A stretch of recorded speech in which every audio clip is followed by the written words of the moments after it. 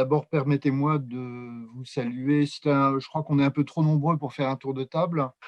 Je me réjouis de vous accueillir au nom de la Fédération 3977.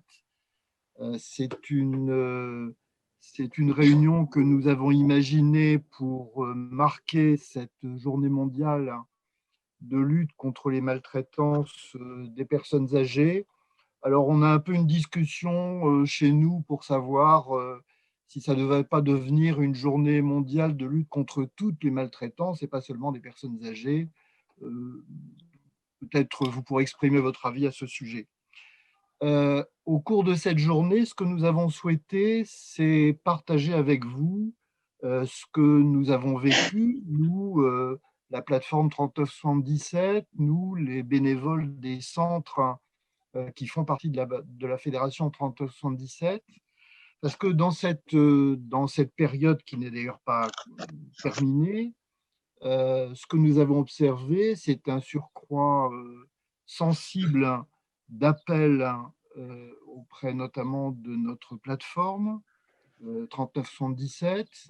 Ce que nous avons vécu, c'est un surcroît d'alerte, parce que parmi ces appels, une fois sur quatre, il y a une vraie situation qui nous interpelle et qui désigne une ou plusieurs victimes, et puis qui met en cause quelqu'un, ou en tout cas un contexte. Mais ce qui nous a étonnés, c'est que cette expérience a été un peu différente selon qu'il s'agit de situations de maltraitance à domicile.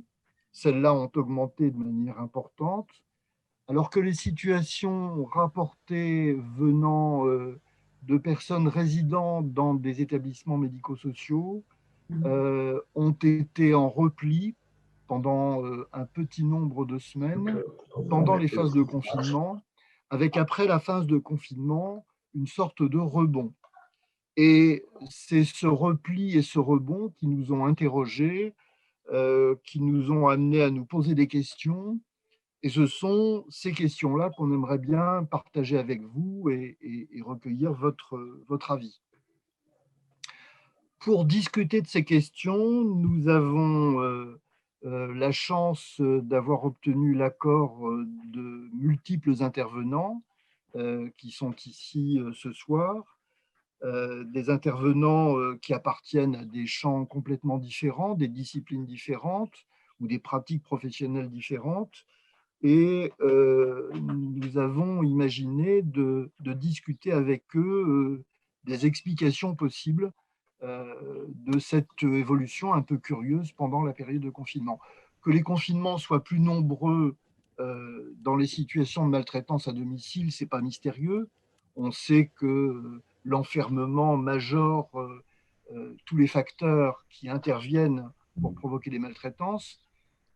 Pour les établissements, il nous a semblé qu'il y avait une sorte de décalage entre la réalité telle qu'on la voyait dans les médias et puis celle qui faisait l'objet d'alertes de la part des familles. Alors, sûrement le fait que les personnes qui nous appellent habituellement, notamment les familles et bien sûr les professionnels, étaient moins disponibles, c'est certainement une explication. Mais il y a peut-être aussi l'idée que beaucoup de dysfonctionnements ont été mis sur le compte de l'infection à Covid elle-même, alors qu'il s'agissait évidemment de quelque chose de différent. Et plus sérieusement, on s'est demandé si au fond cette évolution un peu étonnante ne traduisait pas l'espèce de incompréhension de la notion de maltraitance institutionnelle. Et c'est autour de ces maltraitances institutionnelles que nous avons convié les intervenants d'aujourd'hui à participer. Je voudrais, en votre nom à tous, les remercier très chaleureusement de nous avoir consacré un petit peu de temps à cette réunion, à ces échanges. Nous avons prévu de découper leur contribution en 3 thèmes. Et le premier thème qui va nous intéresser, c'est cette idée que pendant cette période, pendant ces mois que nous venons de vivre, et ils ne sont pas terminés, il y a eu des conflits de valeurs. il y a eu des contradictions entre des valeurs qui, chacune, sont excellentes, mais dont la compatibilité les unes avec les autres prête à discussion. Pour parler de ce sujet, Sophie Moulias, qui est gériatre à l'Assistance publique de Paris, Benoît Hérault, qui est sociologue à l'Université de Lyon, et Éric Martinan, qui est juriste dans la même Université de Lyon. Je ne sais pas si c'est la même d'ailleurs, mais enfin, il nous le dira.